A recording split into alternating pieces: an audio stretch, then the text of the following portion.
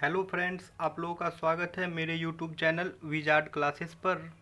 आज जो है हम आप लोग को यूपीएससी जीएस पेपर 2 का डिस्कशन करने जा रहे हैं। ठीक है, यूपीएससी मेंस का जीएस पेपर 2 का ये सभी सभी के सभी क्वेश्चन हैं, उसी को बताने जा रहे हैं कि क्या सब क्वेश्चन आया था। आप लोग यहाँ से देख लें। क्वेश्चन नंबर 1 है, भारत में आधुनिक कानून की सर्वाधिक महत्वपूर्ण उपलब्धि सर्वोच्च न्यायालय द्वारा पर्यावरणीय समस्याओं का संविधानीकरण है। सुसंगत वाद विधियों की सहायता से इस कथन की विवेचना कीजिए 150 शब्दों में। ठीक है, the most significant achievement of modern law in India is the constitutionalization of environmental problems by the Supreme Court. Discuss this statement with the help of relevant case laws। अब आइए नेक्स्ट क्वेश्चन पे आते हैं। Right of movement and residence throughout the territory of India are freely available to the Indian citizens but these rights are not absolute. Comment. ठीक है, यानी कि भारत के संपूर्ण क्षेत्र में निवास करने और विचरण करने का अधिकार स्वतंत्र रूप से सभी भारतीय नागरिकों को उपलब्ध है, किंतु ये अधिकार असीम नहीं है। इस पर टिप्पणी कीजिए इन 150 वर्ड्स। क्वेश्चन नंबर 3 है, आपकी राय में भारत में शक्ति के विकेंद्रीकरण ने जमीनी स्तर पर शासन परिदृश्य को किस सीमा तक परिवर्तित किया है। क्वेश्चन हम इंग्लिश में भी कोई क्वेश्चन पढ़ेंगे, कोई हिंदी में भी पढ़ेंगे। ठीक है, दोनों क्वेश्चन को हिंदी इंग्लिश में पढ़ेंगे तो वीडियो ज़्यादा बड़ा हो जाएगा, ज़्यादा लंबा हो जाएगा, टाइम ज़्यादा लगेगा। इसलिए जो है कोई क्वेश्चन को इंग्लिश और कोई क्वेश्चन को हिंदी में भी पढ़ेंगे। बाकी आप लोग देखना चाहे तो यहाँ से देख सकते हैं, यहाँ तो दोनों में दिया ही हुआ है। ठीक है, आइए क्वेश्चन नंबर 4 पे। Discuss the role of vice president of India as the chairman of the Rajya Sabha. ठीक है, वाइस प्रेसिडेंट के रोल को डिस्कस करना है as the chairman of Rajya Sabha. ठीक है, राज्यसभा के जो सभापति के रूप में जो भी होते हैं उन्हीं के बारे में जो है डिस्कस करना है। ठीक है,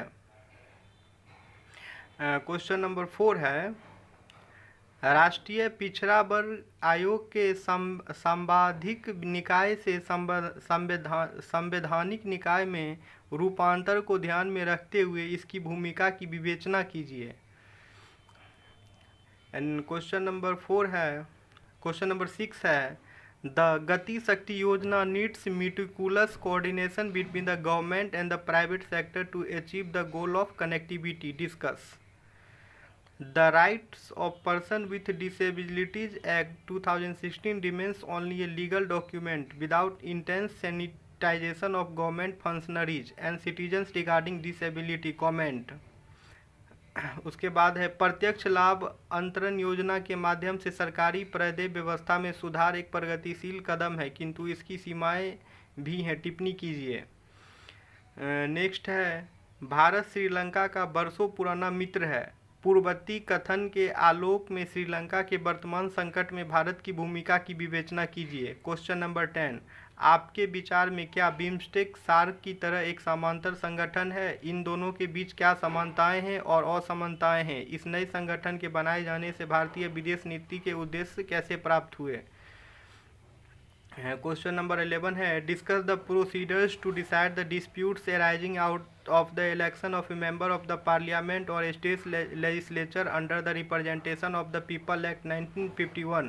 What are the grounds on which the election of any returned candidate may be declared void? What remedy is available to the aggrieved party against the decision? Refer to the case laws। Answer in 250 words। Next question है, राज्यपाल। Next question, question number 12, राज्यपाल द्वारा विधायी शक्तियों के प्रयोग की आवश्यक शर्तों का विवेचन कीजिए। विधायिका के समक्ष रखे बिना राज्यपाल द्वारा अध्यादेशों के पुनः प्रख्यापन की वैधता की विवेचना कीजिए।